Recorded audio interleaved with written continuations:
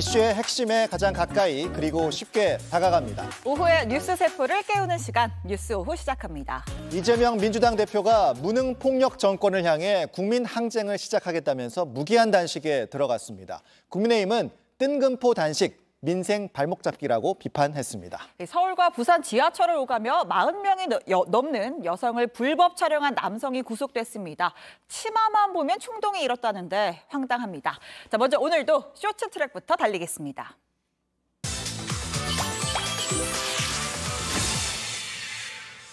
첫 번째 트랙은 현실판 차무식입니다. 드라마 카지노에서 최민식 씨가 연기했던 인물이죠. 필리핀의 도박 왕이었는데요. 현실판 차무식, 필리핀에서 불법 도박 사이트를 운영한 총책 A씨가 2년 만에 강제 소환됐습니다. 부당 이득 규모가 무려 1조 3천억 원입니다. 도박 공간 개설 혐의로 석방장 발부되어 있고, 발부된 사유는 본인 여기서 같이 정당한 이유 없이 출석에 응하지 않아야 할 우려가 있어서 영장이 발부됐어요. 자, 지금 보시는 영상, 2년 전에 필리핀 경찰이 도박장을 덮치는 장면입니다. 이때 체포된 A씨는 필리핀 현지에서 저지른 다른 범죄 재판이 마무리될 때까지 송환이 미뤄졌는데 올해 7월부터 합의가 이루어졌습니다. 경찰은 A씨의 국내 조직원 166명을 검거하고 필리핀 현지 조직원 16명도 국내로 송환해 수사 중입니다. 자, 두 번째 트랙입니다. 스쿨존 혼란입니다. 박앵커. 네. 그러니까 9월 1일 내일부터 심야 시간대 어린이 보호구역 스쿨존 속도 제한 완화하겠다는 발표가 있었잖아요. 그랬죠. 근데 그게 아니래요. 그게 무슨 소리예요? 뭐 말장난하는 것도 아니고. 자, 그러니까요. 잘 들으세요.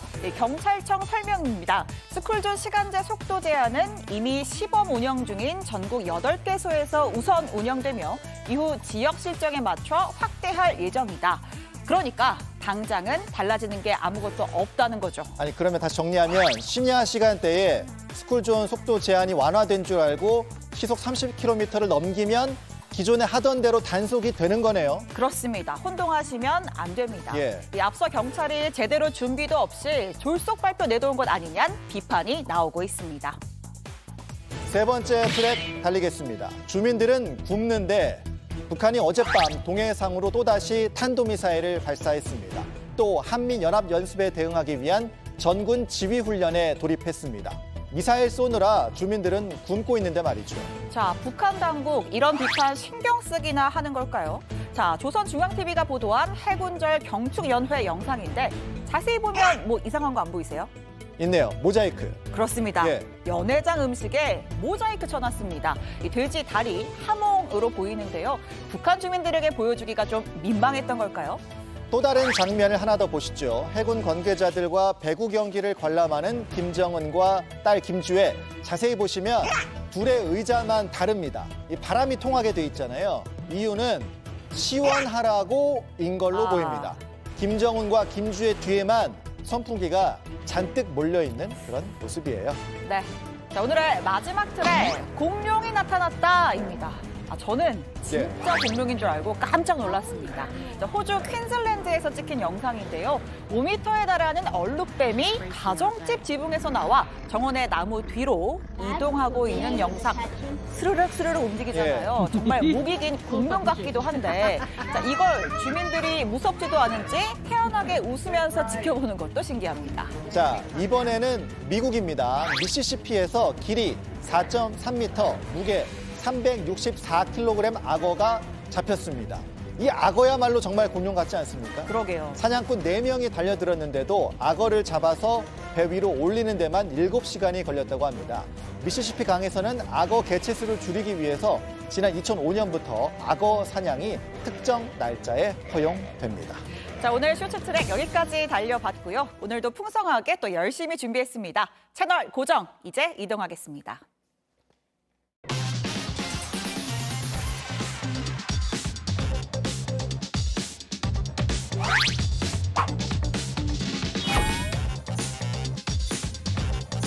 대한민국이 그리고 국민의 삶이 이렇게 무너진 데는 저의 책임이 가장 큽니다. 오늘 국민의 한 사람으로서 무능폭력 정권을 향해 국민 항쟁을 시작하겠습니다.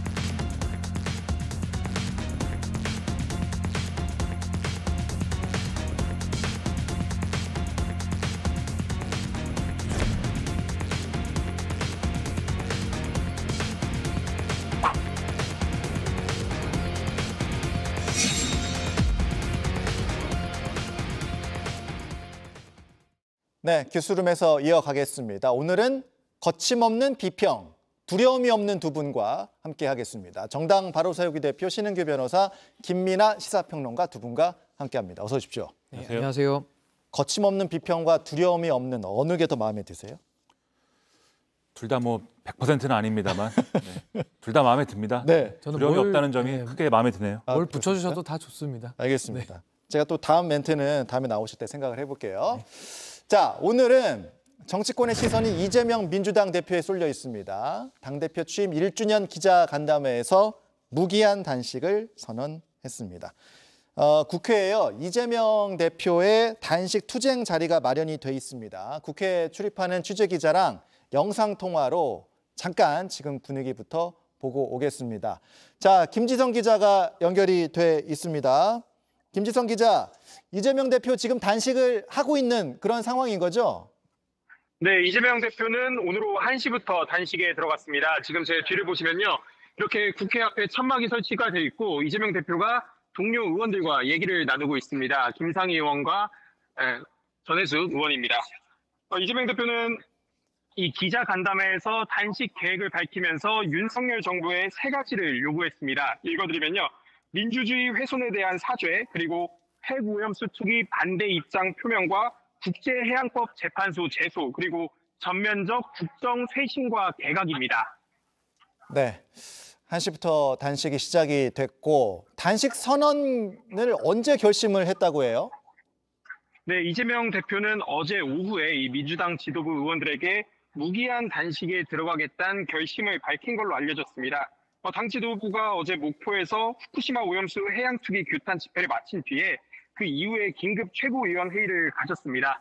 이 자리에서 이 대표가 이 단식 결심을 밝힌 겁니다. 그리고 오늘 오전에 열린 취임 1주년 기념 기자간담회에서 전격적으로 단식을 발표했습니다. 내일부터는 이제 정기국회도 열리잖아요. 이재명 대표가 단식에 들어가면 국회나 당의 일정은 어떻게 되는 겁니까? 네, 이 대표 측은 이 단식하면서 투쟁한다는 기존에 예정돼 있던 이 당무나 정무 일정은 모두 계획대로 진행이 된다고 밝혔습니다. 당장 오늘 오후 7시에 이 후쿠시마 오염수와 관련한 긴급 의총이 있습니다. 이 자리에 이 대표 역시 참석을 합니다.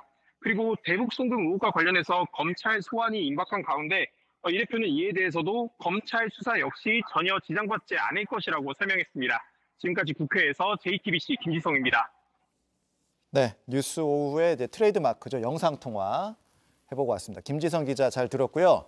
자, 단식을 시작한 이후 이재명 대표의 설명을 직접 잠깐 듣고 오겠습니다. 오늘 이 순간부터 국민의 한 사람으로서 무능폭력 정권을 향해 국민 항쟁을 시작하겠습니다. 민주주의 파괴에 맞서 국민과 함께 민주주의를 회복하겠습니다. 그 맨 앞에 서겠습니다. 즉 생의 각오로 민주주의 파괴를 막아내겠습니다. 마지막 수단으로 오늘부터 무기한 단식을 시작합니다. 이제 앞에서 취재기자 설명을 이 대표가 어제 결심을 밝혔다는 거잖아요. 그러니까 저는 이 얘기를 가장 듣고 가장 궁금했던 게 혼자 생각을 했을까 아니면 누가 아이디어를 냈을까 어떻게 보세요?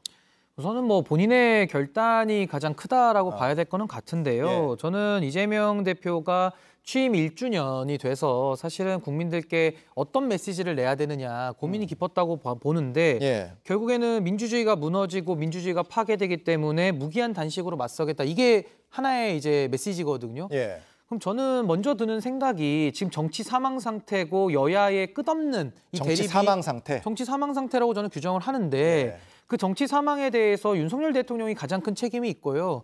그 다음으로 아마 책임이 크신 분이 아마 이재명 대표라고 저는 생각을 합니다. 그 이유는 선거라고 하는 것이 민주주의의 꽃이고 그 선거를 통해서 뭐 이긴 사람은 이긴 대로 정치를 또 하는 것이고 진 사람은 또 반성과 성찰을 통해서 또 다시 한번 국민의 선택을 받아오는 것이 민주주의의 역사였는데 예. 이재명 대표는 제가 뭐 강조할 것도 없을 정도로 그동안 선거에서 여러 차례 패배하면서도 끝까지 버티기로 왔고 그 기저에는 또 사법 리스크를 피하기 위한 거 아니냐라는 비판이 끊임없이 오늘 이 시간까지도 제기되고 있거든요. 예. 그럼 정치 사망의 한 축을 담당했던 이재명 대표가 무너지는 민주주의라고 얘기를 하면 국민들 입장에서도 이 설득력이 많이 없는 겁니다. 그 부분이 있고요. 또 하나는 이게 사실 단식이라는 것이 어떤 특정한 목적을 가지고 정말 목숨을 건 진지한 정치 행위거든요. 예. 근데 과거에도 자유한국당 시절에 나경원 원내대표 시절에 뭐 릴레이 단식 이래가지고 배고플 때마다 가서 4시간씩 공복대 돌아가면서 단식하는 것처럼 상당히 희화화된 적도 있어요. 근데 전 이재명 대표의 이 단식이 그렇게 목숨을 걸 만큼의 지금 그런 어떤 주제를 가지고 덤비는 것이 아니기 때문에 상당히 저는 좀 뜬금없고 국민들의 공감을 많이 얻어내기는 어려운 단식 행위 아니냐. 저는 그렇게 생각을 합니다. 뜬금없는 단식이라고 평가하셨는데.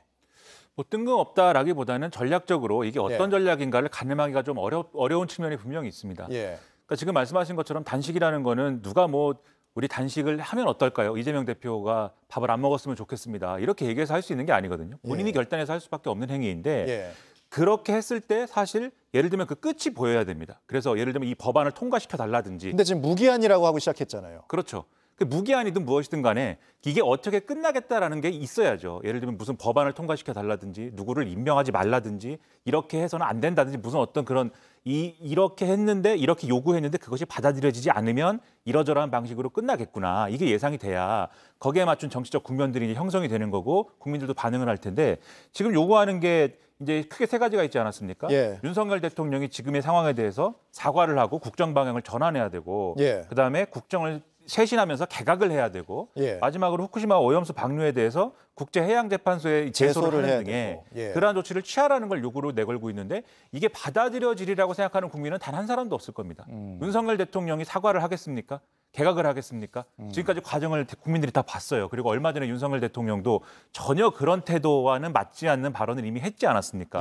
받아들여질 리가 없는 요구를 이렇게까지 하는 것은 그 결과는 결국 이재명 대표가 이재명 대표의 몸이 이 단식의 상황을 이기지 못해서 쓰러지는 것밖에 없는 거거든요. 그러면 그 끝이 뭘까에 대해서는 지금 말씀드린 것처럼 어떤 정치적인 국면이 형성되는 거에 대해서 맥락을 잘 알 수가 없기 때문에 국민들 입장에서는 이 단식을 왜 하는 것일까? 이유가 무엇일까? 이 생각을 또 할 수밖에 없어서 그와 관련된 억측이라든가 이런 부정적인 지적들이 많이 나올 것 같아서 그러한 전략적이지 않은 모습이 결국은 좀 여러모로 정치적으로 곤란한 상황으로 이어지지 않을까라는 걱정이 됩니다. 그 이재명 대표 오늘 말을 들어보면 이제 싸운다는 말이 많이 들어가 있어요. 그러니까 대통령과 정권이 국민과 싸우겠다고 선전포고를 했다. 그런데 이제 사흘 전에 국민의힘 연천회에서 나온 윤석열 대통령의 싸울 수밖에 없다 이 발언도 있었잖아요. 다시 한번 듣고 오겠습니다. 협치하는데 새가 날아가는 방향은 딱 정해져 있어야 왼쪽 날개, 오른쪽 날개가 힘을 합쳐가지고 보수와 진보, 좌파, 우파 이렇게 힘을 합쳐갖고 성장과 분배를 통해가지고 발전해 나가는 것이지 우리는 앞으로 가려는데 뒤로 가겠다 그러면은 그거 안 됩니다. 도대체가 과학이라고 하는 거는 1 더하기 1을 100이라고 그러는 사람들이니까. 근데 이제 이런 세력들하고 우리가 또 싸울 수밖에 없습니다. 그러니까 정리하면 대통령은 싸울 수밖에 없다. 제1야당 대표는 정권이 국민을 향해 전쟁을 선포했다. 아까 지금 정치 사망 상태라고 하셨잖아요. 그럼 이제부터는 협치는 아예 없는 전면전입니까? 근데 지금 뭐 싸움이라는 얘기가 윤석열 대통령의 입에서도 나오고 이재명 대표 입에서도 나오지 않습니까? 근데 국민들께서 이렇게 생각하실 거예요. 저 두 지도자가 싸운 게 하루 이틀입니까? 지난 대선부터 계속 싸워와가지고 지금 여기까지 온 건데 이제 와서 또 싸운다고 서로 뭐 입전쟁을 해봐야 국민들이 거기에 대해서 이제 더 염증만 느낄 뿐이지 아무런 뭐 이제 반응조차도 없는 굉장히 식어버린 이런 상태거든요. 그게 오히려 더 위험한 상황 아닙니까? 그렇죠. 근데 그 상황 속에서 저는 야당 대표의 역할이 굉장히 중요하다고 생각을 합니다. 당연히 윤석열 대통령 잘못하는 거에 대해서 제동을 걸 수 있는 세력이 야당이거든요. 근데 지금 야당이 사사건건마다 장외로 나가거나 이런 식의 무기한 단식이라는 무리수를 굉장히 뜬금없이 써버리면은 쓸 수 있는 카드가 있는데 그 카드를 못 쓰고 굉장히 극단적인 방법으로 상황을 더 악화시킬 수 있다. 전 이 부분이 상당히 좀 염려스러운 거고요. 사실 윤석열 대통령과 이재명 대표가 저렇게 좀 사이가 안 좋고 싸운다는 용어를 쓰지만은 냉정하게 한국 정치를 두 축에서 지금 망가뜨리고 있고 서로가 서로를 도와주고 있거든요. 이것이 말 그대로 적대적 공생관계라고 하는 것인데 표면적으로는 싸움을 얘기하고 서로의 지지층들을 더 결집시키는 역할을 하지만은 결국 이것이 국민들에게 피해가 오고 한국 정치를 더 나쁘게 만들 것이다. 그래서 저는 저 무리한 싸움의 끝이 어떻게 끝날지는 모르겠습니다만은 결국 이 사태에서 가장 큰 피해를 보는 것은 평범한 국민들 아니냐. 전 이 부분이 매우 좀 안타깝게 생각을 합니다. 앞서 이제 김이나 평론가도 말씀하신 것처럼 이게 지금 어떻게 끝날 것인가가 지금 예측이 잘 안 되는 상황이기 때문에 이 단식의 출구 전략이 어떻게 될 거라고 보세요? 지금 이재명 대표가 공언한 어떤 내용대로라면은 단식의 출구는 없는 것이죠. 그러니까 출구 전략도 없는 것인데 아직은 전략이 없을 것이다. 그렇죠. 이건 전략이 없는 단식이다라고 미리 선언해버린 거 아니겠습니까? 그러니까 그 끝은 이재명 대표가 뭔가 쓰러지는 과정이 될 수밖에 없을 것인데 그러니까 이렇게 칼을 크게 뽑았는데 단식이라는 건 큰 칼을 뽑은 것인데 별다른 이유가 없는데 별다른 어떤 국면이 형성이 안 됐는데 그냥 칼집에 집어넣을 수도 없는 거잖아요. 그러니까 사실은 단식이 쓰러지기 위한 단식처럼 지금 돼버릴 확률이 굉장히 높아졌습니다. 그런 상황이라서 상당히 유감스러운데 이게 가져오는 정치적 효과가 없는 건 아닐 것이에요. 크게 이제 두 가지 측면에서 정치적 효과가 있을 것인데 첫째는 아무래도 이걸 두고 여당하고 그다음에 이제 아무래도 이제 현 정권에서는 방탄 단식이다 이렇게 나오겠죠. 그래서 지금 검찰 수사도 예정돼 있고 그다음에 체포동의나 이런 것들을 국회에서 9월 달에 처리해야 될 수도 있는데 그러한 국면에 어쨌든 이 이재명 대표가 지금 몸이 상당히 안 좋다라든지 단식을 하고 있는 과정이기 때문에 검찰 뭐 조사에 과연 출석을 할 수 있는 상태인가에 대한 어떤 의문이라든지 이런 게 제기가 되면 그게 좀 어려울 수 있기 때문에 그게 방탄이다 이렇게 주장할 것이고 또 하나는 이제 민주당 내에서 지금 압력이 있지 않습니까? 이재명 대표가 뭔가를 결단해야 되고 뭔가를 결심해서 지금 상황을 타개해야 된다. 소위 말하는 사법 리스크라든가 이런 거에 대한 어떤 문제가 있는 거에 대해서 그런 걸 타개해야 되니까 이 소위 말하는 비명계라고 하는 분들이 여러 가지 목소리를 내는데 지금 그 압력이 굉장히 높아져가는 과정에 대표가 앞장서서 난 단식을 한다라고 하면 사실 이게 다른 당이라면 몰라도 같은 당이라면 다른 얘기하기 어렵죠. 일단은 단식하고 있는 대표에 힘을 실어주자 이런 효과가 이제 발생을 하는 거겠죠. 근데 그렇다고 하면 지금 신인규 대표 말씀하신 대로 여야 간의 어떤 정치 사망의 상태 그리고 민주당이 또 다시 국민의 신뢰를 회복해야 되는 그러한 임무 이 두 가지를 충족시킬 수가 없는 국면이 9월 달에도 펼쳐지는 것이기 때문에 그래서 이 단식이 어떤 의미가 있는 것이냐에 대해서는 여러 가지로 좀 의문 그리고 의구심 이런 것들이 커질 수밖에 없다는 거죠. 검찰 수사 말씀을 하셔가지고 그 이재명 대표가 이제 5번째 검찰 소환 조사를 앞두고 있는데 앞서 이제 검찰 수사에 지장이 없을 거라고 얘기를 했어요. 그런데 또 한동훈 장관도 또 이 단식에 대해서 한마디 또 했더라고요. 일단 이것도 듣고 오겠습니다. 사법 리스크 얘기를 하는데 이거는 검찰 스토킹입니다. 대한민국 최고의 실력을 자랑하는 특수부 검사들이 올인해서 장기간 수사를 하고 있지만 실체가 없기 때문에 제가 단식을 한다고 해서 일을 포기하지는 않을 것입니다. 검찰 수사 역시 전혀 지장받지 않을 것입니다. 개인 비리 수사에 단식으로 맞서는 것 워낙 맥락 없는 일이라서 국민들께서 공감하실지 모르겠습니다. 마음에 안 든다고 단식해서는 안 된다라고 이재명 대표 본인께서 말씀하셨죠. 단식이 수사에 영향을 미치거나 그렇게 따진다면은 예를 들어서 무슨 뭐 절도죄를 짓거나 사기죄를 짓거나 이렇게 소환을 받았을 때 단식하면은 수사가 없어지겠습니까? 국민의힘에서는 오직 본인만을 위한 단식이다 이런 비판도 했던데 앞서 말씀 주신 것처럼 단식이 검찰 조사 그리고 체포영장 청구까지 어떤 영향을 줄까요? 뭐 단식이라는 것이 고도의 그 생명을 건 말 그대로 그런 정치적인 저항행위 아니겠습니까? 그래서 굉장히 좀 중요한 순간에 중요하게 역할을 좀 해야 될 수단이라고 생각하고요. 또 마지막 수단으로 쓰여져야 되는데 지금 이재명 대표가 사실은 여러 가지 지금 뭐 재판에 출석한다라든지 검찰의 소환 통보에 응하는 여러 가지 과정들이 있어서 뭐 저는 그 과정에 뭐 영향을 미칠 거는 거의 없다 이런 생각을 하고요. 아마 검찰은 원칙대로 아마 진행을 할 것이다 저는 생각을 합니다.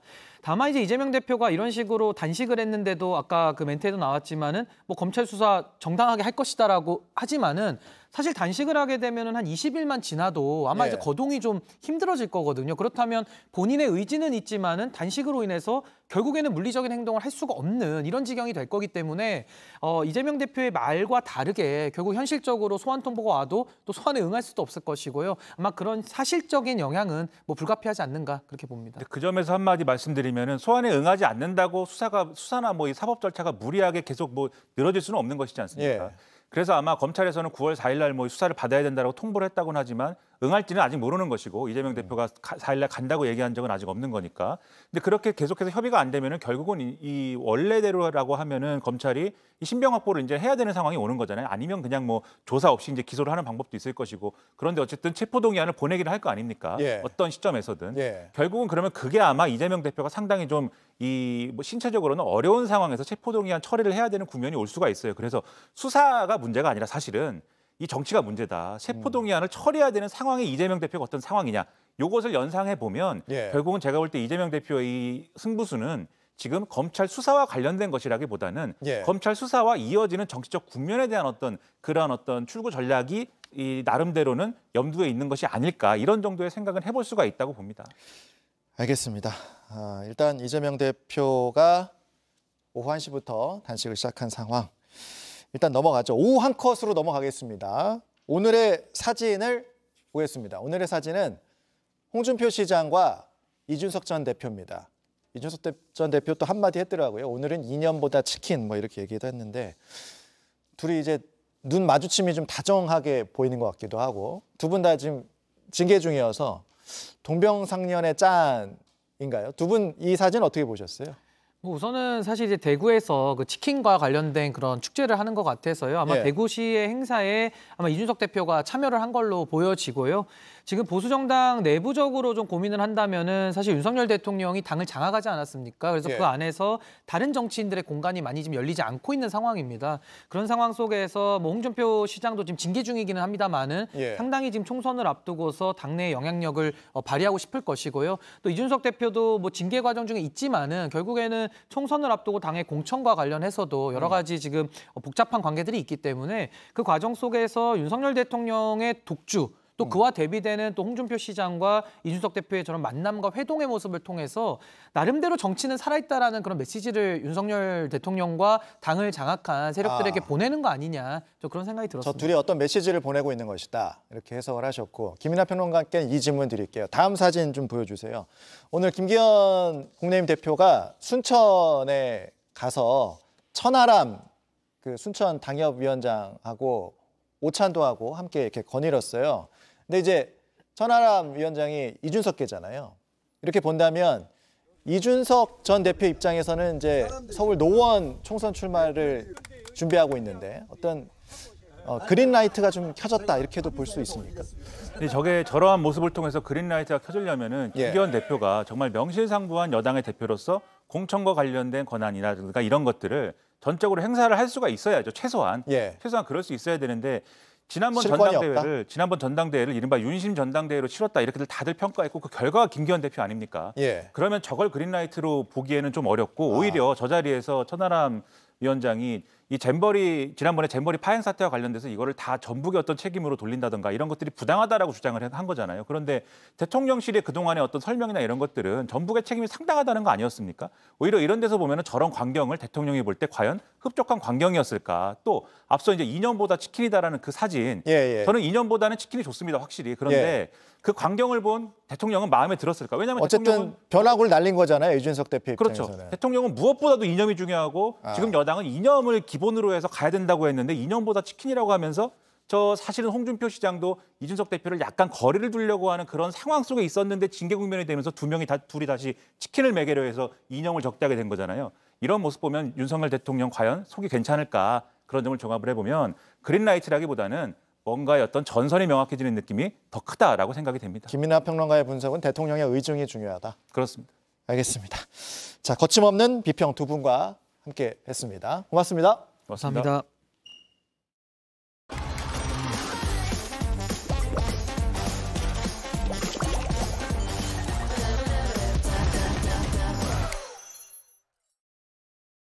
네, 사회 속 이야기 시대 원룸에서 풀어가 보겠습니다. 오늘은 진술 분석 전문가 김미영 박사 그리고 새로운 얼굴입니다. 문유진 변호사와 함께 하겠습니다. 두 분 안녕하세요. 안녕하세요. 안녕하세요. 네, 우리 문 변호사님 판사 출신 네, 이잖아요. 맞습니다. 네, 이따가 오후 재판소라고 있어요. 네. 활약을 기대하겠습니다. 네.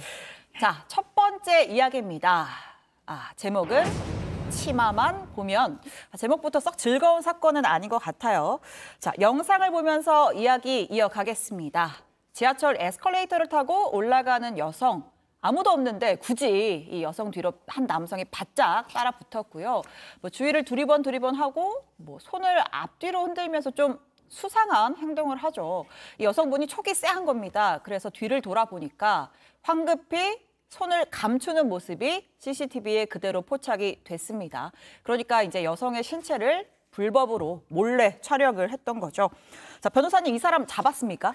네. 이 사건이 벌어진 게 지난 2월인데요. 네. 경찰은 그 자리에서 현행범으로 체포를 한 것은 아니고요. 예. 불법 촬영을 당했다는 신고를 받고 지하철 CCTV를 뒤졌다고 합니다. 네. 그래서 CCTV 100대를 분석해서 네. 추적 조사해서 남성 A씨를 용의자로 특정했다고 합니다. 그러니까 현행범은 아니고 CCTV 네. 분석해서 잡았는데 네. 보통 이 불법 촬영하면은 현행범이면 바로 체포할 수 있고 네, 맞습니다. 그러면은 그 자리에서 뭐 핸드폰 같은 거 네. 증거물인데 영장 없이 바로 압수하고 할 수 있어요? 네, 맞습니다. 현행범 체포 현장이나 범죄 장소에서의 소지자 등이 임의로 제출하는 물건 등은 영장 없이 압수할 수가 있습니다. 이게 네. 통상은요, 이제 몰카범의 경우에는 예. 현장에서 이렇게 체포할 경우가 많아요. 그렇게 네. 되면 이제 휴대전화를 압수하고 이렇게 네. 주거지까지 가는 경우는 많지 않거든요. 그런데 네. 이제 현장에서 잡혀서 핸드폰을 뒤졌는데 네. 핸드폰에 이렇게 지하철에서 딱 찍은 영상이 아니라 뭔가 다른 몰카 영상이 더 있다 이러면 주거지에서 압수영장을 받아서 외장하드 같은 것을 압수하기도 합니다. 일단 현행범일 경우에는 현장에서 핸드폰 가져갈 수 있고 네, 거기서 맞습니다. 또 다른 증거물 나오면 네. 집도 압수할 수 있고 네. 알겠습니다.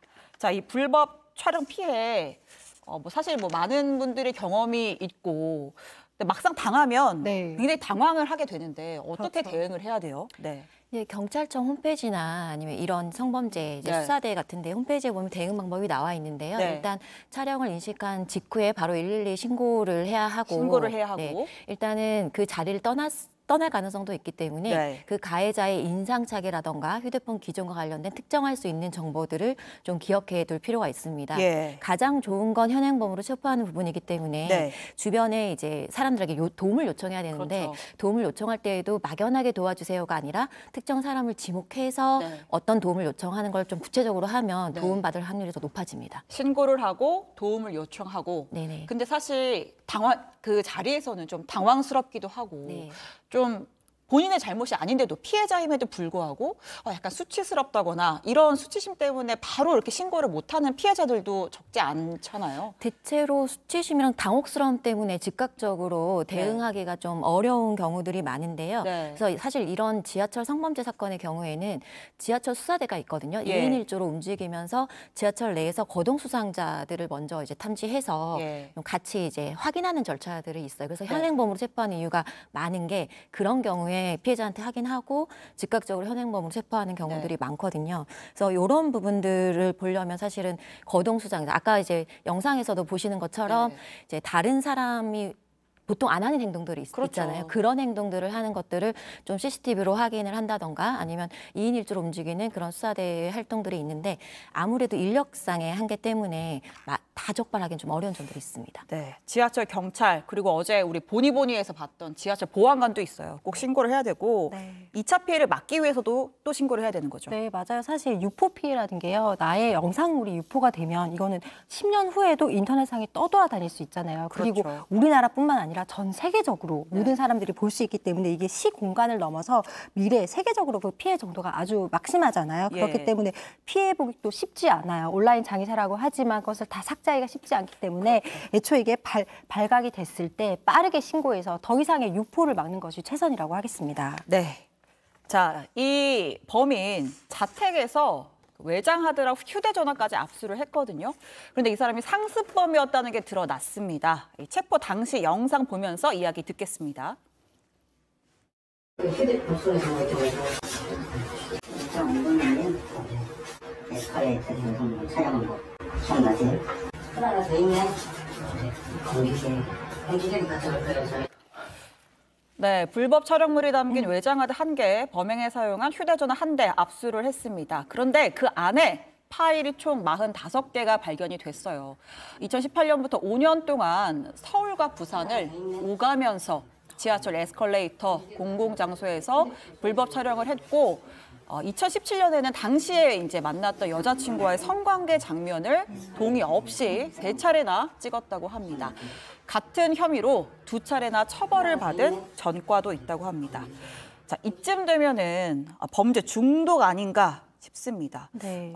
이 경우처럼 불법 촬영범을 잡고 나면 네. 또 다른 피해자까지 드러나는 경우가 많죠. 네, 실제로 이제 성범죄 전담 재판부에 있어 보니까 정말 많은 사례 중에 하나고요. 성범죄 전담 재판부에 네. 계셨군요. 예. 네, 성범죄 특성상 사실 좀 그런 경우가 있어요. 이제 예. 몰카라는 게 사실 몰래 본다라는 거잖아요. 불법 촬영? 네, 네. 맞아요. 그래서 이제 몰카가 사실 법적인 용어로는 카메라 등 이용 촬영인데요. 네. 이제 나 상대방의, 그러니까 촬영자, 피촬영자의 이제 그 의사에 반하여 찍는다는 게 주 동의 포인트인데요. 없이. 네, 예. 맞아요. 이게 사실 관음증 같은 성향이 좀 많이 작용하는 데다가요. 네. 또 발각이 쉽지 않다는 특성도 있어요. 예를 들어서 뭐 제가 이렇게 옆 사람을 만졌다 이러면 사실 강제추행이잖아요. 느끼니까. 그렇죠. 예. 범행이 바로 발각되잖아요. 예. 그래서 다음 행동을 하기가 쉽지 않은데 몰카는 몰래 범죄를 저지르는 거잖아요. 그래서 사실은 몰카는 이렇게 지나가는 사람의 신체 부위, 상대방이 성적 수치심을 느낄 만한 신체 부위를 찍다가 네. 옛날 우리 속담에 왜 바늘 도둑이 소도둑 된다는 말 있잖아요. 아,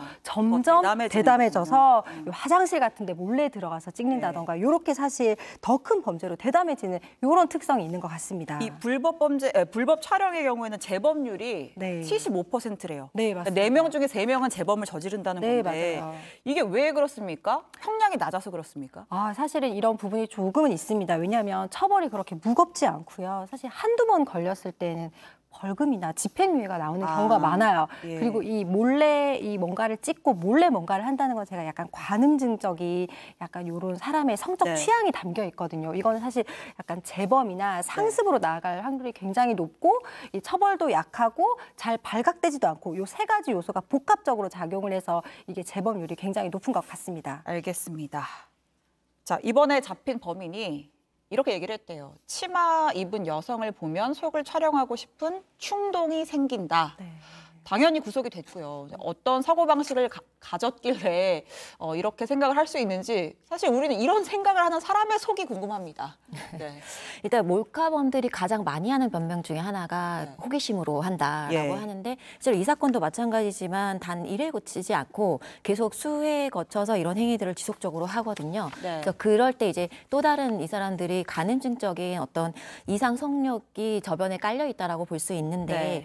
또 하나 촬영을 하면서 그 촬영에 대한 과정 자체를 굉장히 즐깁니다. 네. 그리고 촬영에 대한 성공을 했을 때 거기에 대한 쾌락을 느끼는 그런 류의 이상 성욕을 느끼고 있는 사람들이 많고요. 예. 이 자체를 범죄로 보려는 인식이 굉장히 낮고 그렇기 때문에 또 검거도 잘 안 된다라는 왜곡된 사고들도 많이 갖고 있는 것으로 알려져 있습니다. 네, 알겠습니다. 자, 요새는요, 이 또 불법 촬영, 진짜로 찍는 거 말고도 그 딥페이크라고 하죠.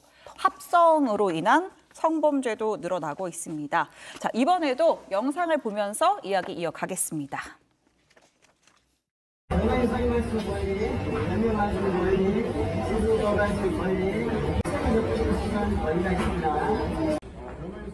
자, 경찰이 공항에서 한 남성을 체포하는 장면입니다. 30대 한국인 유학생인데 4년 전에 미국으로 유학을 갔다가 강제 송환됐습니다. 왜냐? 미성년 여자 아이돌 등 한 50명이 넘는 얼굴을 이제 합성을 한 이른바 딥페이크 음란물 사진 2,000장을 제작을 했다 그래요. 그래서 이 제작한 사진을 텔레그램 같은 메신저를 통해서 무려 5,800여 차례 유포한 것으로 파악이 됐습니다.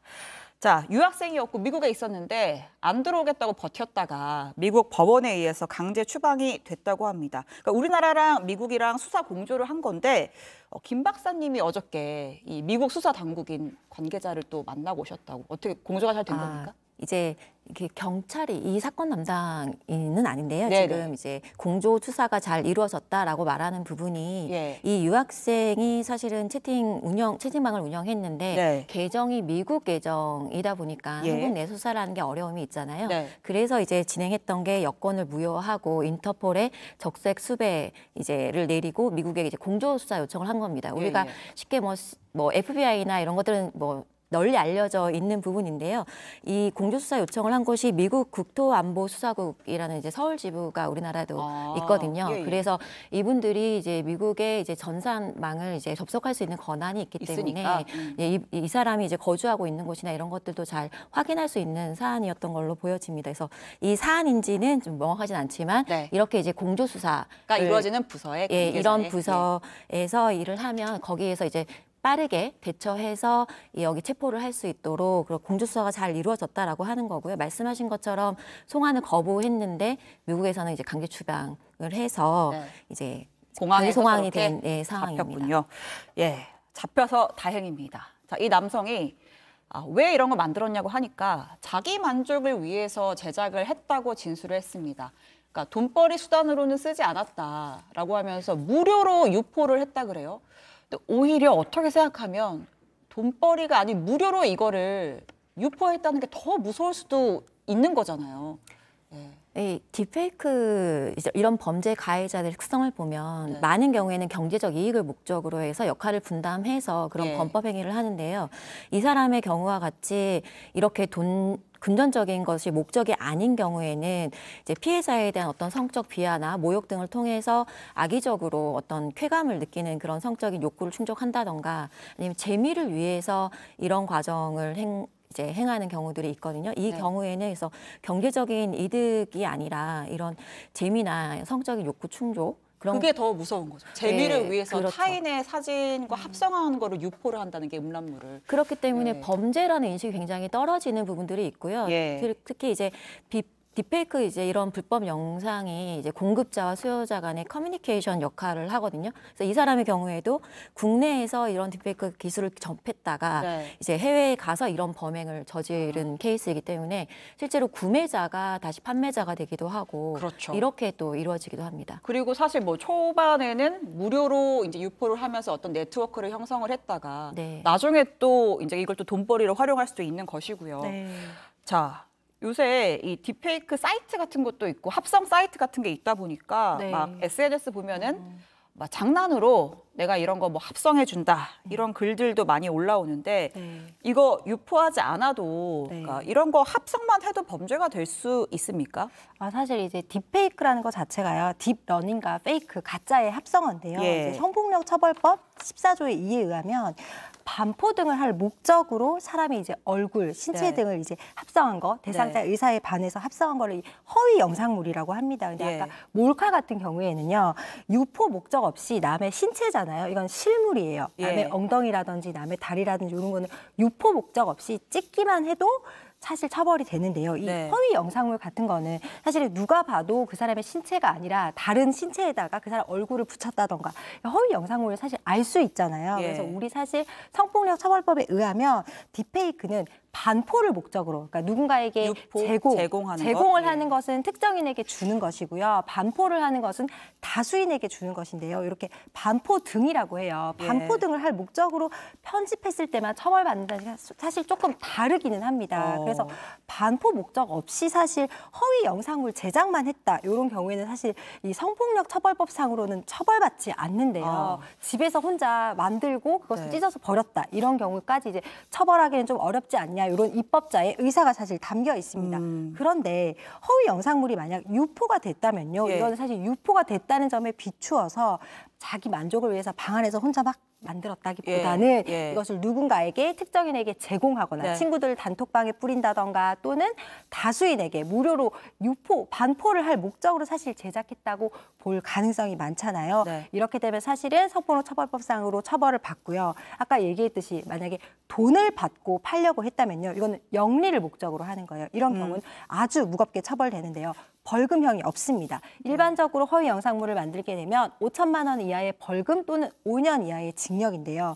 영리를 목적으로 돈을 받고 팔려고 허위 영상물을 만들었다. 이렇게 되면 7년 이하의 징역에 처해집니다. 알겠습니다. 일단은 뭐 만드는 것만으로는 법적으로 제재할 수 없을진 모르지만 이거 뭐 사실 의도치 않게 유포가 될 수도 있는 것이고 좀 논란이 될 수도 있을 것 같습니다. 자, 알겠습니다. 뭐 불법 촬영과 딥페이크 이야기를 해봤는데요. 자, 지금부터는 새로 준비한 코너죠. 어제부터 시작했습니다. 오후 재판소를 개정을 하겠습니다. 제가 우리 판사 출신인 문 변호사 앞에서 꺼내기 좀 그렇지만 갖고 왔어요, 오늘도. 와, 멋집니다. 이렇게 치는 거 맞아요? 실제로 이제 판사봉이 없는 건 다들 알고 계시죠? 그렇죠. 네, 맞습니다. 보통은 요새는 없고 갖고 와 봤습니다, 소품으로. 멋있습니다. 돌잡이 때 봤던 것 같습니다. 네. 잡으셨어요? 저희 아들은 그 세종대왕을 잡았어요. 예, 알겠습니다. 네. 자, 오늘 오후 재판소에서 다룰 사건, 재판은 사형 선고를 받은 살인범이 인정 못한다, 항소를 한 그런 재판입니다. 어떤 사건인지 설명부터 할게요. 지난 2월에 한 60대 남성이 40대 동거녀가 나를 무시했다면서 여러 차례 흉기로 찌르고 그래서 집으로 온 동거녀의 딸까지 위협을 했습니다. 그래가지고 동거녀는 사망을 하는 그런 사건이 있었어요. 자, 그래서 결국 어떻게 됐겠습니까? 당연히 결국 살인, 특수협박 혐의로 재판을 받게 됐겠죠. 네. 그래서 재판을 받게 됐는데 여기서 한 행동이 너무 황당한 겁니다. 검사 체면 한번 세워달라 라고 하면서 판사를 향해서 사형 집행 한 번도 안 해보셨을 거 아니냐. 시원하게 사형 집행 딱 한 번 내려달라. 이렇게 판사를 향해서 비아냥된 거예요. 자, 재판부가 어떻게 했을까요? 네, 재판부의 1심 재판부의 판결 결과입니다. 반성과 죄책감을 찾아볼 수 없고 재범 위험성이 매우 높다라면서 사형 이렇게 내린 거죠. 자, 그랬더니 이 남성이 법정에서 뭐라고 했냐면 갑자기 막 웃음을 터뜨리면서 머리로 손뼉을 치고 검사를 향해서 검사놈아 시원하지? 이랬다는 거예요. 그러니까 사형시키려고 비아냥되더니 저렇게 했다는 거예요. 그래놓고 더 황당한 건 여기서 나옵니다. 항소를 했다는 거죠. 네. 자, 일단 우리 판사 출신 문 변호사님, 재판에서 저런 태도를 보이면 형량에 영향을 끼치지 않아요? 근데 형량이라는 것이요, 참 애매한 부분인데요. 이런 뭐 법정에서 약간 이렇게 좀 법정을 모욕하는 이런 행동을 했다고 해서 사실 판사가 형량 자체를 달리한다고 보긴 어렵고요. 사실 솔직히 말씀드리면 재범 가능성에 영향을 미칩니다. 판사가 양형을 정할 때 가장 중요한 요소 중에 하나가 재범 가능성인데요. 아무래도 자신의 잘못을 뉘우치지 않고 뻔뻔하게 하는 사람보다 제가 정말 잘못했습니다, 저는 뉘우치고 다시는 이런 행동을 하지 않겠습니다라고 하는 경우에는 판사는 재범 가능성이 아무래도 낮다고 보고 이번에 한해서 조금은 선처를 해주겠다, 이렇게 판결을 하게 됩니다. 그래서 막 반성문 열심히 쓰고 그러는 거잖아요. 맞습니다. 네. 근데 참 이 남성 참 당당하게 막 검사들 향해서 모욕적인 발언하고 하더니 항소장을 냈다고 하는데 그 항소장도 참 좀 황당한 게 보통은 제가 이러이러해서 항소를 합니다라고 구구절절 적기 마련인데 피고인 땡땡땡 항소를 제기합니다. 딱 한 줄 이렇게 냈다는 거죠. 이게 뭐 어떤 영향을 끼칠지. 자, 근데 이 범인이 사실 그 전과가 있어서 인생의 절반을 이제 교도소에서 보내왔다고 하는데 그 재판장에서 판사를 향한 저런 뭐 비아냥이라든지 이런 행동이 뭐 일종의 자포자기의 심정인 건지 참 어떻게 해석을 해야 될지 모르겠어요. 이 사람에 대한 정보가 좀 적기 때문에 해석에 좀 주의가 필요하긴 한데요. 보여지는 행태만 보면 과거 여러 차례 복역한 경험이 있고, 그리고 이제 사형을 내려달라고 했는데 바로 항소를 했잖아요. 당당하다, 자포자기의 심정이다라고 보기보다는 좀 과도한 허세가 아닌가. 그래서 허세. 정신분석학적으로 보면 이건 반동현상이라고 해서요. 이렇게 과도한, 이제 겉으로는 아무렇지 않은 척하면서 과도하게 허세를 부리는 건 오히려 반대로 굉장히 불안한 심리를 나타내는 것이다라고 해석도 가능할 것 같습니다. 알겠습니다. 변호사님, 사형 선고 뒤집힐 수 있을까요? 사실은 이게 지금 항소를 했잖아요. 근데 항소장과 항소 이유서는 다릅니다. 항소장은 그야말로 내가 항소한다는 의미에서 선고를 받고 7일 이내에 1심 법원에 제출을 하고요. 1심 법원에서 항소를 하고 나면 기록이 원래 1심에 있잖아요. 그러고 나면 2심 법원으로 기록이 옮겨집니다. 이렇게 되면 당사자에게 소송 기록 접수 통지라는 걸 하게 돼요. 이제 그때 이제 피고인은 자기가 무슨 이유로 항소를 했는지 20일 이내에 제출을 하면 되고요. 이 항소 이유에는 이제 대표적인 형사에서 항소 이유는 사실 오인, 법리 오해, 양형부당 이렇게 주장을 하는데요. 만약에 지금 항소를 한 상태에서 소송 기록 접수 통지를 받은 날로부터 20일 이내에 항소 이유서를 제출하지 않으면 특별한 사유가 없으면 항소를 기각하게 됩니다. 그렇게 되면 이제 아무래도 항소 이유서를 제출하지 않아서 항소가 기각받게 되면 사형이 그대로 유지가 되는 것이고요. 네, 맞습니다. 알겠습니다. 야심차게 준비한 오후 재판소 종료를 하도록 하겠습니다. 자, 오늘 두 분 말씀 여기까지 듣겠습니다. 감사합니다. 고맙습니다.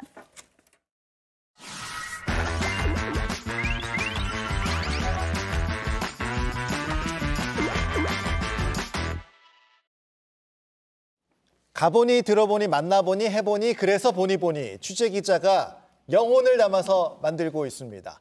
오늘도 뉴스 오후의 보증수표, 시청률 보증수표. 네, 최규진 기자 나와 있습니다. 오늘은 어떤 본이 준비했나요? 오늘은 비바람 뚫어보니를 준비했습니다. 네. 혹시 두 분 점심 어떤 거 드셨나요? 오늘도 만만치 않은 본의를 준비를 했는데 오후에 기둥답게 예. 비바람 뚫어보니였다면서 점심 메뉴를 묻는 거 보니까 혹시 배달 이야기 아닌가요? 네, 맞습니다. 짠 듯이 맞추네요. 예, 짠 듯이 맞춰요. 네.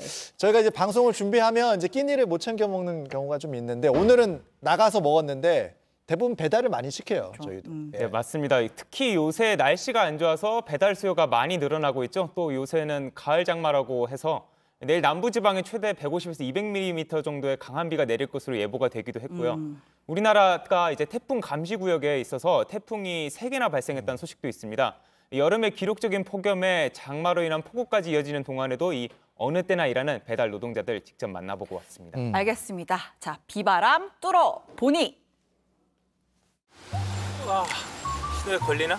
제 생각에는 약간 일부러 기다려주시는 것 같은데?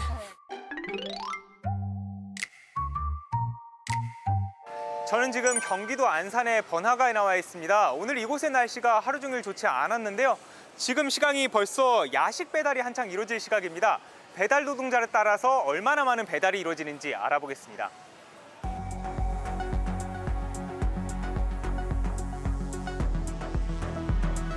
바로 가셔야 되는 거죠, 지금 어쨌든. 지금 배달 지금 계속 들어오고 있나요? 네. 따라가 볼게요, 저희.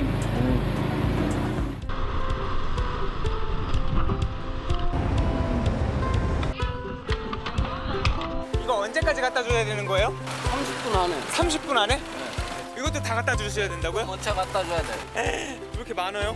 근데 비 오는 날에도 이렇게 배달 계속 하셔야 돼요? 안 미끄러우세요? 위험하거나? 미끄럽죠. 목표를 하려면 해야죠. 조심해서 운행하세요. 네. 조심해서. 벌써 사라졌어. 어디 갔어? 놓쳤네.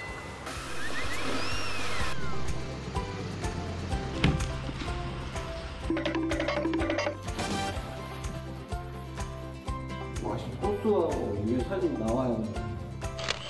배달 인증 같은 거요? 지금 계속 배달 들어오나요? 몇 개 들어왔어요, 지금? 하나 잡고 4개, 아니 3개. 별로 안 들어오는 것 같아요. 평소에 얼마나 들어오는데요? 10개씩 밀려있죠. 10개씩 밀려있다고요? 네. 하루 그러면 몇 개 정도 하시는 것 같아요? 하루 많이 하려면 한 50개는 해야죠. 몇 시부터 나와서 일하세요? 7시. 근데 오전 7시부터 일하실 때. 근데 나도 보니 하면서 오전 7시부터 일했어. 보니 제작진들이 악마야. 땡!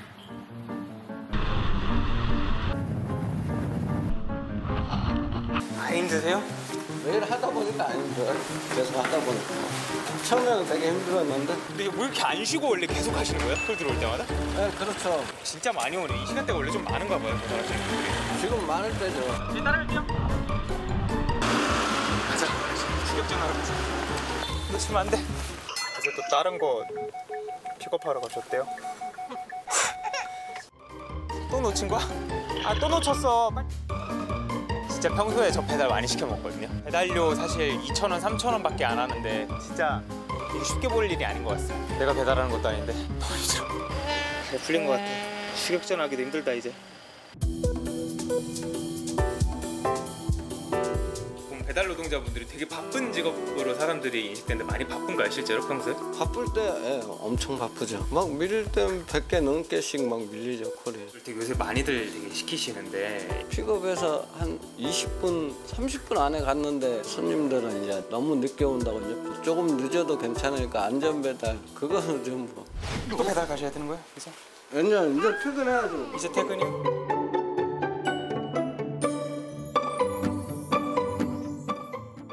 네, 역시 시청률 보증수표 밤새 취재를 했습니다. 오늘도 운동화 신고 나왔고 고생했습니다. 배달 노동자들이 정말 바쁘게 일하는 거 우리가 알긴 아는데 이제 쉽게 주문을 하다 보니까 잊어버리는 경우가 많은 것 같아요. 특히 이제 코로나 때 배달 서비스가 완전히 좀 자리를 잡았는데 코로나 끝나고도 수요가 유지가 되고 있어요? 네, 그렇습니다. 코로나 기간 동안에 배달 플랫폼 산업 자체가 가파르게 성장했는데요. 이 관련 종사자 수도 크게 증가했습니다. 예. 국토부에 따르면 지난해 상반기 기준으로 이 배달업 종사자가 23만 7천여 명으로 2019년 상반기 대비해서 2배가 늘었다고 발표를 했는데요. 엔데믹 이후에도 이 성장세는 지속되고 있는 것으로 보입니다. 또 다른 조사에 따르면은 지난달에만 배달 앱 3사의 대표 3사의 월간 사용자 수가 3,041만여 명에 달한다고 합니다. 이 중 한 배달업 대행업체의 경우 지난달 배달 수행 건수가 2,120만 건을 돌파했다는 분석 결과도 있습니다. 그러니까 배달도 엄청 늘었네요. 네. 그러니까 배달도 돈을 버는 직업이긴 하지만 안전 문제를 우리가 간과해서는 안 되잖아요. 배달 노동자 안전 문제가 반복이 되는데 특히 지금처럼 뭐 비를 뚫어야 할 때, 폭우 올 때, 태풍 올 때 위험천만한 장면들이 사실 예전에도 진짜 많았어요. 네, 맞습니다. 배달 노동자는 건수로 인건비를 계산하는데요. 앞서 지난달 중순에 장마가 시작됐을 무렵에 이 배달 앱들이 선보인 프로모션이 논란이 되기도 했습니다. 날씨가 좋지 않을 때나 주문이 몰리는 지역에서 배달을 하면 이 건수에 따라서 추가 포인트를 주고 보상을 하기로 했던 건데요. 배달 노동자 커뮤니티와 노조 측에서는 사고 위험을 부추긴다는 비판이 제기된 바가 있습니다. 다만 이 업체 측은 기존의 기상 할증이 존재했고 여기에 더해서 추가 보상을 준 것이라며 무리한 배달을 강요하지는 않았다는 입장입니다. 개별 기사들에게 문자로 보호 장비를 착용하라고 권고하거나 아니면 일부 지역에서 서비스 제공을 중단도 하고 있다는 겁니다. 그러니까 뭐 악천후에 배달을 강요하지 않는다고 말을 해도 그래도 대책이 더 필요하다는 지적 계속 나오는 거잖아요. 네, 그렇습니다. 배달 노조 측에서는 사측이 더 적극적인 조치를 취해야 한다는 입장입니다. 배달 노동자에게 태풍에 대비한 유의사항 정도만 전달했을 뿐 달라지는 게 없다라는 겁니다. 폭염이나 폭우 같은 중대한 자연재해로 인한 위험이 예상되면 사측이 나서서 배달 앱 자체를 서비스를 중지하거나 노동자의 작업 중지권을 인정하고 기후 실업급여를 도입하는 등의 안전대책을 추가로 마련해야 한다는 주장도 나오고 있습니다. 빠른 배달도 좋지만 안전이 제일 중요하다. 이 얘기가 오늘의 핵심인 것 같습니다. 오늘도 잘 들었습니다.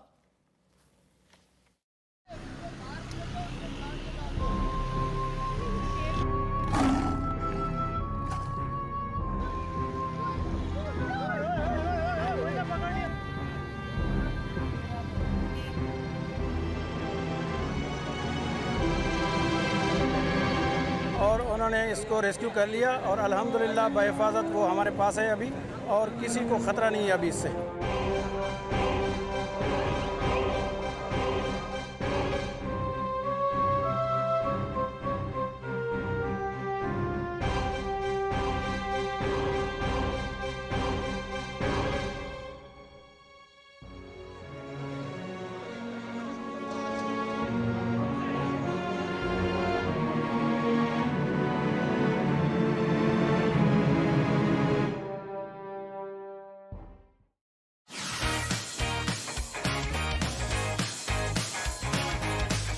네, 뉴스 마지막 코너입니다. 온라인에서 가장 핫한 키워드 소개해드립니다. 네, 빅데이터 전문가 김덕진 소장, 우리 덕진이 형과 함께하겠습니다. 어서 오십시오. 네, 안녕하세요. 반갑습니다. 김덕진입니다. 어제 방송하고 주위 반응이 뜨거우셨다고? 네, 아무래도 이제 이 언어 모델, 특히나 우리나라 언어 모델에 대한 관심이 많으시다 보니까 또 인증샷도 많이 주시고 네, 오늘도 기대한다 이런 얘기 주시더라고요. 좋습니다. 알겠습니다. 네. 첫 번째 키워드 가죠. 네, 첫 번째 키워드는요, 바로 출산율입니다.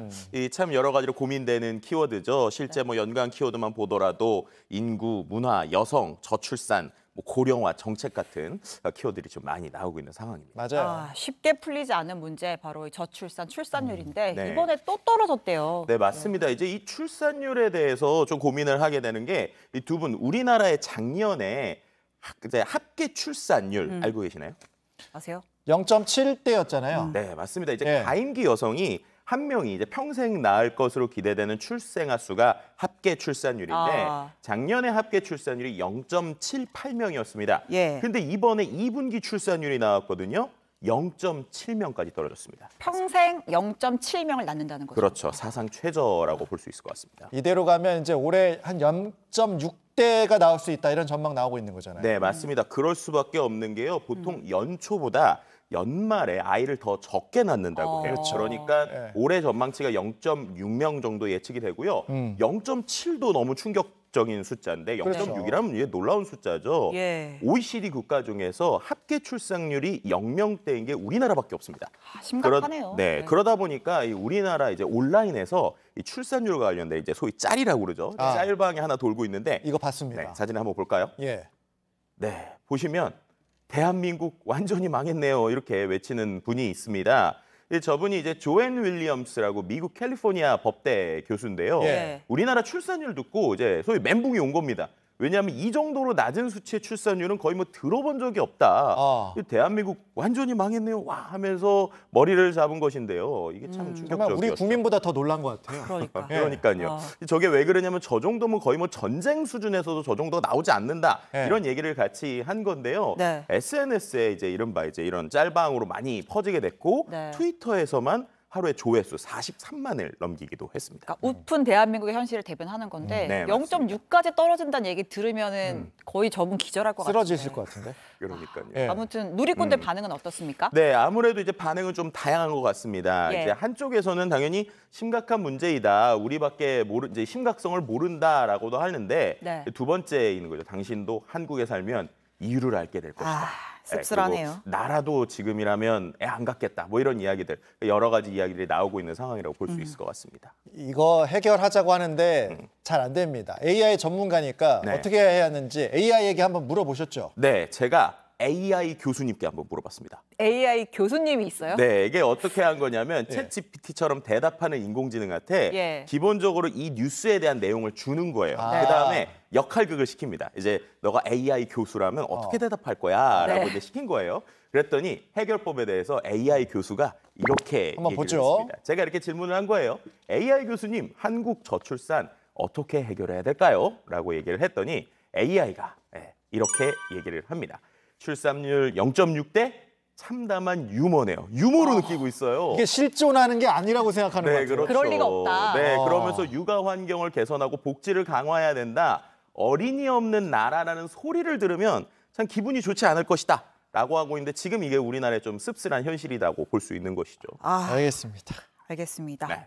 자, 두 번째 키워드 주시죠. 네, 두 번째 키워드는 좀 밝은 키워드인데요. 바로 AI 프로필이라고 하는 키워드입니다. 근데 연관 키워드가 참 재미있어요. 보시게 되면 뭐 사진, 셀카 저런 것도 있는데 누구세요? 저게 나오는 거죠. 그러니까 AI 프로필인데 보고 나서 누구세요? 이렇게 느끼게 된다라는 겁니다. 네. 걱정이 좀 되는데. 네. AI 프로필이 뭐예요, 근데? 그러니까 이렇게 설명드리면 될 것 같아요. 요즘에 이제 젠지라고 그러죠. 우리가 지세대들에게 아주 유행한다는 AI 프로필 사진입니다. 그러니까 AI 가상인물의 기술을 활용하는 건데 내 프로필 사진을 올리게 되면 그거를 갖고 AI가 다양한 컨셉의 프로필을 이제 다시 거의 재조합 수준으로 만들어줍니다. 재해석을 해주죠. 네, 그렇죠. 그래서 제가 두 분 앵커의 AI 프로필 만들어달라고 한번 AI에 부탁을 해봤는데요. 네, 일단 한번 신앵커부터 한번 볼까요? 네, 어떠세요? 신혜연 앵커입니다. 여러분, AI가 만든 신혜연 앵커. 안 닮았나요? 각도가? 이목구비가 있잖아. 누구예요? 근데 묘하게 눈, 코, 입은 비슷한데 그럼. 얼굴이 여기가 없는데? 서로 지켜주자고. 서로 지켜주는 분위기가 이제 어떤 사진이 나올지 좀 기대되고 걱정되시는 것 같은데 다음 박 앵커님 사진 한번 보도록 하겠습니다. 제가 저거 보고 좀 느낀 게 이거 거의 뭐 20대 배우 지망생? 누구예요? 네, 좀 뭐 이렇게 저 박 앵커 말고 저분 주세요. 바꿔주세요. 그러니까 이게 참 프로필 사진이라고 불러도 돼야 될지 이제 이럴 정도기도 합니다. 그러다 다른데 보니까 묘하게 닮았어요. 그렇죠. 그러니까 이제 한 누리꾼이요 실제로 자기의 AI 프로필을 엄마에게 보여줬대요. 그래서 엄마라는 키워드가 나왔잖아요. 그러니까 엄마가 야 빨리 지금 바로 다이어트 해야 된다. 이런 식의 이야기를 할 정도로. 저렇게 될 수 있다. 그렇죠. 그러니까 이게 참 온라인에 보면 되게 처음엔 어색해 하시거든요. 나중에 저게 자신이다. 이렇게 이제 빙의를 하는 모습들을 빙의를 하게 됩니다. 어쨌든 실물은 아닌 거잖아요. 창작물인 거잖아. 근데 이런 사진을 민증이나 이력서 같은 공문서에 넣고 싶어 하는 사람들이 있다고. 유혹이 있을 것 같은데요. 그러니까. 충분히 그럴 수 있죠. 근데 왜냐면 AI 프로필이 실물보다 좀 나아 보이는 것도 있고 그럼요. 또 어떻게 보면 저 패턴들이 우리가 유명한 요즘에 이런 그 증명사진 찍는 패턴하고 좀 비슷하거든요. 그러다 보니까 저렇게 나오게 되는데 저도 모르게 웃음이 나왔습니다. 네, 거의 뭐 배우 프로필. 아이유 아니에요 이거? 저걸로 이제 다 CNN 앵커 AI 프로필. 제 턱 어디 갔어요? 네, 이걸 만약에 취업 이력서에 넣는다. 그러면 이제 바로 되시지 않을까. 뭐 이렇게 하기도 되는데, 그죠. 우리 앵커님 대단하십니다. 네, 저 앵커님의 모습을 저희가 주민등록증에 좀 넣고 싶다라는 생각이 들기도 하네요. 안 된다는 거죠? 네, 맞습니다. 안 됩니다. 왜 안 되느냐? 일단 저희가 봐도 못 알아보잖아요. 그렇죠. 그런 게 있고 일단 법적으로도 가이드라인이 기본적으로 이 이미지 자체가 변형이 가능한 이미지거나 두 번째 본인 확인이 불가능한 거 안 된다라고 하는 거예요. 그래서 이 기술적으로 보면 다시 재조합이기 때문에 이거 쓸 수 없다 말씀드립니다. 안 되는 이유를 저희가 몸소 보여드렸습니다. 이래서 안 됩니다. 네, 맞습니다. 마지막 키워드 가죠. 네, 마지막 키워드는 바로 우산이라고 하는 키워드입니다. 뭐 사진, 일상, 뭐 비, 기분 저런 키워드가 나오게 되는데요. 실제로 이번에 키워드가 나온 게 며칠 요즘에 전국에 비가 좀 많이 왔잖아요. 근데 연관어에 보면 사진이라고 하는 키워드가 보여요. 위에 있네요. 저게 이제 실제로 온라인상에서 지금 뜨거운 사진이 하나 있어서 그렇습니다. 실제로 한번 사진부터 볼까요? 네, 이 사진. 봤어요. 그러니까 우산 씌워주신 분이 보면 어깨 다 나와 있잖아요. 비를 다 맞고 있는데 노인분 씌워주는 장면 마음이 따뜻해집니다. 네, 맞습니다. 저게 이제 그저께 경기도 안산에서요. 등이 그분 노인분이 비를 맞으면서 수레를 밀고 있자 한 여성분이 이제 노인에게 다가가서 우산을 씌워준 것이죠. 근데 사진에서 보는 것처럼 우산을 최대한 기울여서 저 여성분이 다른 한 손에 들고 있는 무거운 짐, 또 휴대전화까지 좀 흠뻑 젖었는데 저렇게 1km를 걸어갔다고 합니다. 꽤 걸었네요. 저렇게 다가가는 것도 솔직히 용기가 좀 필요해요. 네, 맞아요. 그러니까 저 부분에 있어서 이제 저런 용기 때문인지 여성분을 좀 이제 온라인에서 이제 보도에서 찾았단 말이에요. 그래서 그 여성분이 특별한 일도 아닌데 별다른 것도 아니다라면서 신분 밝기를 거부했고요. 그러다 보니까 SNS상에서도 사진에서 빛이 난다. 인간이냐 천사냐 뭐 이런 식의 이야기들이 좀 나오기도 했습니다. 제가 요새 맨날 그 사회 토크에서 흉흉한 강력범죄 얘기하다가 이런 따뜻한 뉴스를 보니까 기분이 좋습니다. 네, 실제로 이게요. AI도 감동시켰어요. AI도 감동을 해요? 네, 그래서 아까 말씀드린 대로 이 기사 넣은 다음에 이번에 AI한테 이거 한 줄 평가해봐라 이랬거든요. 뭐라고 그랬는지 아세요? 얘가 우리는 여전히 서로에게 힘과 위로를 줄 수 있는 사람들입니다. 이렇게 AI가 얘기도 했고요. 더 인간처럼 얘기했네요. 그림도 그려달라고 해봤습니다. AI가 그림도 그릴 줄 알아요. 이 내용을 주고요. 그다음에 여기다가 조금 더 상상력을 발휘해서 만약에 날씨가 갰을 때 이 사람들이 웃고 있는 그림 좀 그려달라고 그랬거든요. 네, 실제로 보면은 저렇게 그려줬습니다. AI가 이렇게 재해석을 했다는 거죠? 네, 맞습니다. 원래 뒷모습만 나왔던 그림인데 이건 디테일이 다르긴 한데 할아버지나 여성분이 같이 이렇게 웃고 있는 뭉클한 모습을 또 그려줬다라고도 볼 수 있을 것 같습니다. 좋습니다. 해피엔딩 같은 그런 느낌. 네. 전 주변에서 AI를 이렇게 역시 전문가예요. 이렇게 활용을 잘하시는 분은 처음 봤습니다. 좋습니다. 이제 다양한 걸 좀 활용해봐야죠. 기대하겠습니다. 네, 고맙습니다. 네, 감사합니다. 네, 뉴스 오후 오늘 준비한 소식 여기까지입니다. 신앵커는 퇴근하면 뭐 할 거예요? 저는 오늘 하늘 볼 겁니다. 하늘을 봐요? 네, 오늘 슈퍼 블루문이 뜨거든요. 네, 슈퍼 블루문 뭐예요? 가장 둥근 보름달인 슈퍼문, 한 달에 두 번째 뜨는 보름달인 블루문을 합친 건데 오늘 못 보면 14년 뒤에나 볼 수 있습니다. 14년 뒤에? 계산하지 말아야지. 알겠습니다. 기대가 됩니다. 밤에 날씨가 좀 좋아야겠는데 기대를 해보죠. 저희는 내일 다시 뵙겠습니다. 고맙습니다.